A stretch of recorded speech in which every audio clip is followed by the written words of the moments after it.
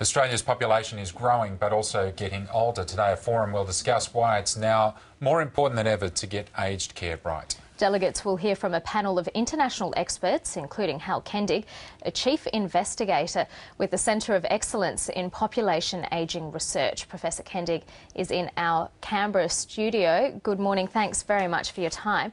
Now, the government's already put out its aged care reform, so what will this forum look at?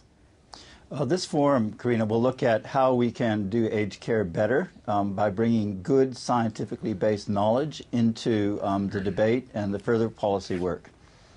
And in particular today, we're bringing in two international experts because there's a lot to be learned from countries in comparable positions about population aging, about the best ways ahead, and we can do it much more constructively. So what can we learn from the international experience? Well, there are different ways of organising the care. One thing we do learn is that Australia, comparatively, is doing quite well in terms of the overall context, in terms of the politics, in terms of the financial position and so forth. And we have some good policies to build on, but we can also do much better. One thing we can do is we can have our care much more directed toward the person rather than the institutions or the services. And that's a very important way ahead to be more effective, and I'd also add to be more efficient. You just mentioned about taking the care to the person, and the whole idea with the government's new plan is to keep people in their own homes for longer. But this means a radical rethinking, doesn't it, when it comes to funding and the service provision?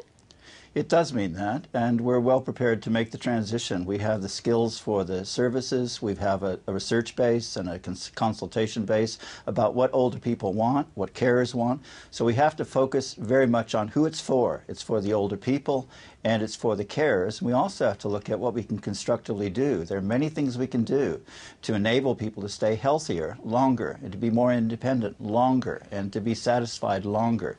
And that's what our research centre is about, getting that knowledge.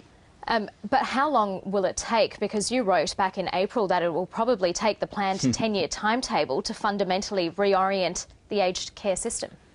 The government has been wise to set that timetable. The last major reform we had from the mid-80s to the mid-90s took that long, and it will require knowledge along the way and finding out what does work. There are lots of good ideas, but we have to have a research base about what's possible and what we can do.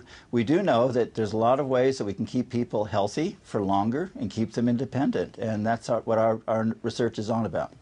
But there are areas that need specific help straight away, like regional areas, isn't there? There's no question. There are immediate needs that have to be dealt with immediately. Those are the priority, of course, for the government. Regional areas would be one. Different diverse communities, whether it be in terms of ethnicity or whatever, they need immediate attention. Most importantly, I think we need to be focused, though, on the older people themselves. So we don't fund the service, we fund the care and the independence of the people themselves.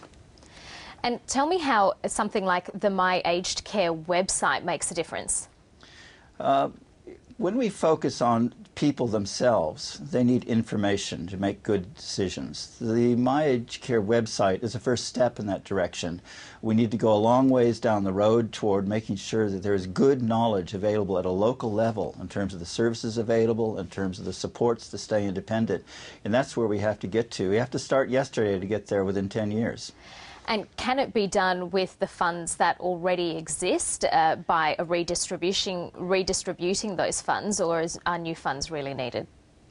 I'd say that in terms of funding, we have a modest start now, and that has a lot to say about the current funding position of governments all around the world, actually. But there is a fair bit we can do toward reallocating funds. Most important thing is we can provide the funding specifically to what makes a difference most.